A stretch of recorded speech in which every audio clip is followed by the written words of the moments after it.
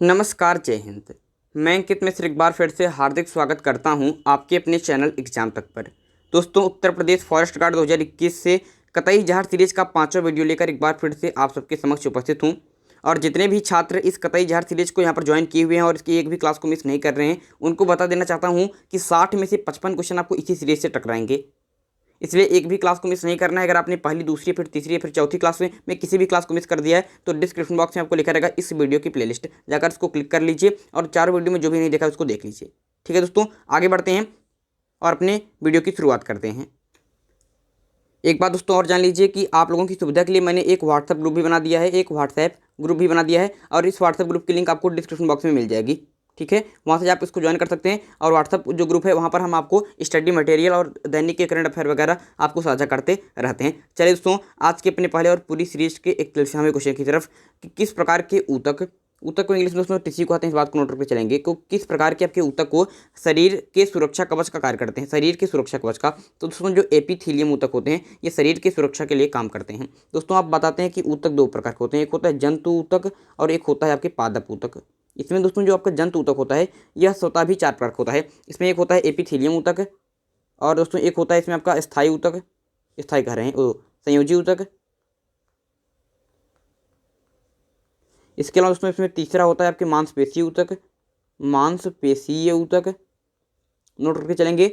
और इसी प्रकार दोस्तों इसमें आपका चौथा होता है आपके तंत्रिका ऊतक, तंत्रिका ऊतक आपके न्यूरल टिश्यू, संयोजी ऊतक को कनेक्टिव टिश्यू कहते हैं। ठीक है, इस बात को नोट करके चलेंगे।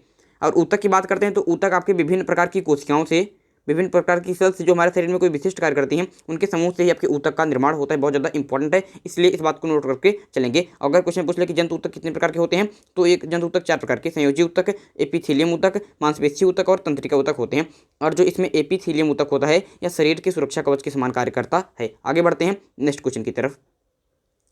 मनुष्य ने सर्वप्रथम किस जंतु को अपना पालतू बनाया?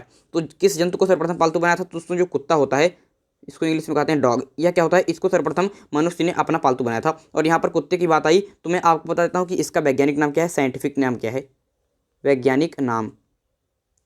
कोई क्वेश्चन कई बार पूछ लेता है कि कुत्ते का वैज्ञानिक नाम क्या है। दोस्तों, कुत्ते का साइंटिफिक नेम क्या है तो इसका हो जाता है कैनिस फैमिलियरिस, कैनिस फैमिलियरिस।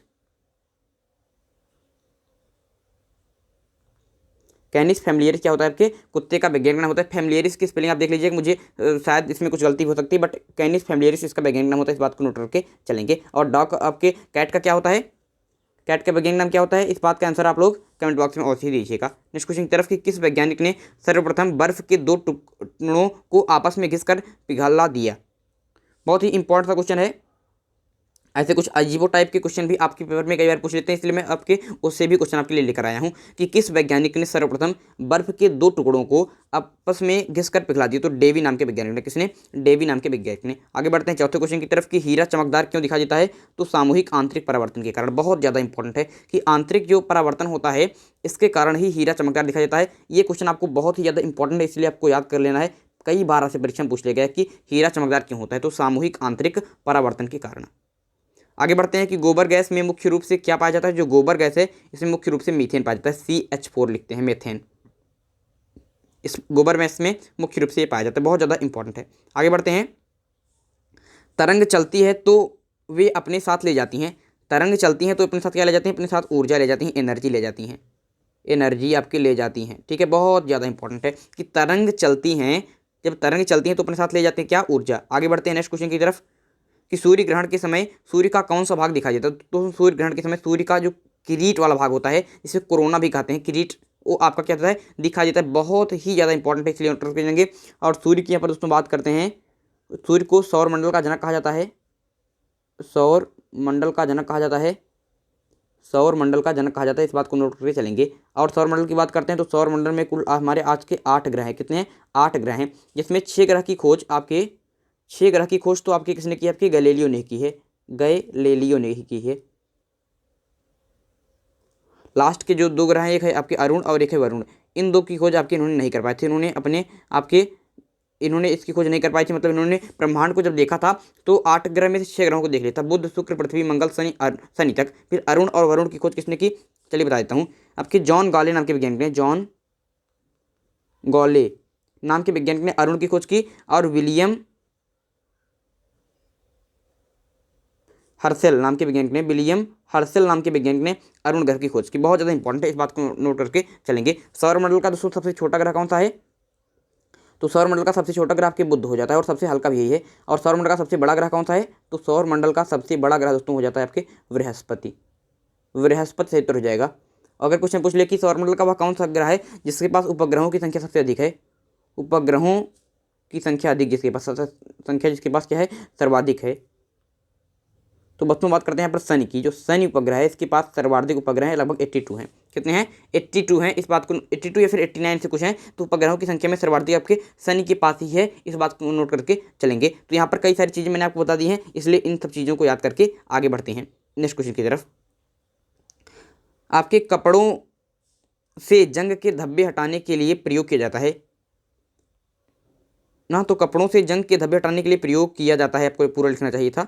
तो आपको बताता हूँ क्या प्रयोग किया जाता है। तो सही उत्तर हो जाएगा कि ऑक्जेलिक अम्ल। क्या दोस्तों? आपके ऑक्जेलिक अम्ल। ऑक्जेलिक अम्ल का प्रयोग करते हैं कपड़ों से जंग के धब्बे हटाने के प्रयोग के लिए।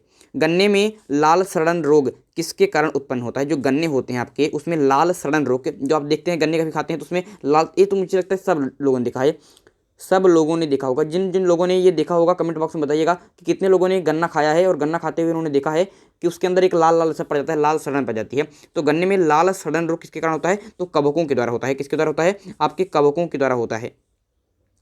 कवकों को आपके फंगी कहते हैं। क्या कहते हैं? आपके फंगी इंग्लिश में कहते हैं। और कवक का आपके जो होते हैं इनका आपके जो आपके R.H. व्हिटेकर का नाम आप लोगों ने सुना होगा, R.H. व्हिटेकर। तो R.H. व्हिटेकर ने दोस्तों 5 जगत का क्वालिफिकेशन किया था, 5 जगत का वर्गीकरण। कहने का मतलब कि संसार में जितने भी आपके आपके जीव हैं उनका वर्गीकरण किया था, एक समूह बना दिया था कि इस समूह में ऐसे जीव आएंगे। तो इन्होंने एक बनाया था आपके मुनेरा का, एक मुनेरा समूह बनाया था, ठीक है, मुनेरा का जगत बनाया था, जिसमें आपके बैक्टीरिया जो जीवाणु होते हैं साइनोबैक्टीरिया, इनको रखा गया था। ठीक है दोस्तों, इसको रखा गया था। इसके अलावा दोस्तों बात करते हैं, इन्होंने एक प्रोटिस्टा ग्रुप बनाया था, एक प्रोटिस्टा ग्रुप बनाया था। और प्रोटिस्टा ग्रुप में भी आपके इन्होंने आपके अमीबा को रखा था, यूग्लिना को रखा था। जो प्रोटोजोआ ग्रुप आते हैं उनको इसमें रख दिया था प्रोटिस्टा में। मुनेरा में मैंने बता दिया कि आपके बैक्टीरिया को, सभी प्रकार के बैक्टीरिया जो साइनोबैक्टीरिया होते हैं उनको रखा था। उसके बाद दोस्तों इन्होंने एक ग्रुप आपके कवक का अलग से बनाया था, और कवक का एक ग्रुप बनाया था जिसमें सभी प्रकार के कवकों को रखा था। ठीक है, और इन्होंने एक आपके पादप जगत बनाया था जिसमें शैवाल और जितने प्रकार के पादप हैं उनको, शैवाल भी आपके पादप जगत में आते हैं, इस बात को भी नोट करेंगे। और इन्होंने एक जंतु जगत भी बनाया था जिसमें आपके सभी प्रकार के सरीसृप, सभी प्रकार की मछलियाँ जो हैं और उभयचर जो हैं और जो हमारे प्रकार के पक्षी वगैरह हैं सबको जंतु जगत में शामिल कर दिया था। तो आपके R.H. व्हिटेकर ने, किसने? आपके R.H. व्हिटेकर ने। अगर क्वेश्चन पूछ ले कि 5 जगत का क्वालिफिकेशन किसने दिया, तो R.H. व्हिटेकर ने 5 जगत का क्वालिफिकेशन दिया। और किस प्रकार से बांटा मैंने बता दिया। और कवकों की बात करते हैं तो ये भी इसके लिए बता दिया कि कवकों की जो गन्ने में लाल सड़न रोग इनके ही कारण उत्पन्न होता है। टेलीविजन का आविष्कार किसने किया था? तो टेलीविजन की बात करते हैं तो टेलीविजन का आविष्कार आपके J.L. बेयर्ड ने की थी। J.L. बेयर्ड नाम के वैज्ञानिक ने, J.L. बेयर्ड नाम के वैज्ञानिक ने टेलीविजन का आविष्कार किया था। तो टेलीविजन के बारे में ये बात याद रखनी बहुत ज़्यादा इंपॉर्टेंट है। और एक क्वेश्चन जो मैंने आपसे पूछा है उसका आंसर आप लोग दीजिएगा। कौन सा क्वेश्चन पूछा? कौन सा क्वेश्चन मैंने आपसे पूछा था, मुझे अब याद नहीं आ रहा है। तो आप लोग, शायद आप लोगों को याद होगा मैंने कौन सा क्वेश्चन पूछा। जो भी क्वेश्चन अगर आपने बीच में पूरा देखा होगा तो आपको याद होगा, तो उस क्वेश्चन का आंसर आप लोग कमेंट बॉक्स में वैसे ही दीजिएगा। एक क्वेश्चन मैंने आपसे पूछा था, मुझे अब याद नहीं आ रहा है। तो यहीं पर मैंने कोई क्वेश्चन आपसे पूछा था कि कौन सा क्वेश्चन पूछा था आपके, नहीं याद आ रहा, नाम नहीं याद आ रहा है। चलिए हटाइए, कोई बात नहीं है। चलिए क्वेश्चन मैं आपसे अलग से ही पूछ लेता हूँ कि अशोक ने कलिंग युद्ध कब लड़ा? अशोक ने कलिंग युद्ध कब लड़ा, इसका आंसर आप लोग कमेंट बॉक्स में दीजिएगा कि अशोक ने कलिंग युद्ध कब लड़ा। कमेंट बॉक्स में आंसर आप लोग दीजिएगा। देखिए, ज्वाइन कर लीजिएगा हमारे टेलीग्राम चैनल को अगर आप लोग क्या करना चाहते हैं, अगर आप इसकी PDF फाइल प्राप्त करना चाहते हैं। और फॉलो कर सकते हैं हमें आप ट्विटर पर। ट्विटर हमारा नाम यूजर नेम है @exam तक ऑफिशियल, एग्जाम तक ऑफिशियल। और व्हाट्सएप ग्रुप की लिंक आपको डिस्क्रिप्शन बॉक्स में दी ही गई है। यहाँ पर जितने भी उत्तर प्रदेश वन रक्षक परीक्षा के हमारे साथ विद्यार्थी हैं उनको बता देना चाहता हूँ कि महामैराथन क्लास आपकी आने ही वाली है। कल या परसों आपको मिल जाएगी जीके जीएस के मोस्ट इंपॉर्टेंट 60 क्वेश्चन। आप जानते हैं कि आपके पेपर में 60 क्वेश्चन आएंगे, तो एक ही वीडियो में पूरे 60 क्वेश्चन आपको कराऊंगा। तो महामैराथन के लिए भी तैयार रहिए और हमारे चैनल को सब्सक्राइब भी कर लीजिएगा। और यह दोस्तों टाइम टेबल आप जान लीजिए कि हिंदी के लिए जो आपके फॉरेस्ट गार्ड के लिए और अन्य एग्जाम के लिए जो हिंदी के महत्वपूर्ण प्रश्न आपको सुबह 8 बजे कराए जा रहे हैं। जीके जीएस के फॉरेस्ट गार्ड की बात करते हैं तो जीके जीएस में फॉरेस्ट गार्ड की जो क्लास आपको दिख रहे हैं ये आपकी सुबह 10 बजे आती है। और ग्रुप डी के लिए 2018 की प्रीवियस ईयर के क्वेश्चन आपको शाम 5 बजे कराए जा रहे हैं। और फिजिक्स ऑल एग्जाम के लिए आपको रात 7 बजे कराए जाए। तो ये 4 क्लास हमारे चैनल पर चल रही है। इसमें से एक भी आपके जो भी आपके लिए इंपॉर्टेंट है उस क्लास को उस समय पर ले लीजिए, क्योंकि आप लोग पूछते हैं सर टाइमिंग कंफर्म नहीं है, तो टाइमिंग देख लीजिए कि हिंदी की क्लास आपको सुबह लेनी ही लेनी है 8 बजे, और जीके जीएस वाली क्लास आपको सुबह 10 बजे लेनी ही लेनी है। अगर मन हो तो फिजिक्स वाली क्लास रात को 7 बजे ले सकते हैं। तो चलिए दोस्तों, कई सारे इंपॉर्टेंट बात मैंने आपको बता दी किस प्रकार से क्लासें लेनी है, क्या क्या आपके लिए इंपॉर्टेंट है, कतई जहर सीरीज की सारी आपके क्वेश्चन लेते चलिए। और सुबह 10 बजे इन क्लासों के लिए बिल्कुल तैयार रहा करिए आपकी कतई जहर सीरीज के लिए। चलिए दोस्तों, यह वीडियो पर समाप्त करते हैं। अगले वीडियो में एक इंपॉर्टेंट टॉपिक के साथ फिर होगी मुलाकात। तब तक के लिए मुझे दीजिए इजाजत। मैं हूं अंकित मिश्रा और आप देख रहे हैं एग्जाम तक। धन्यवाद।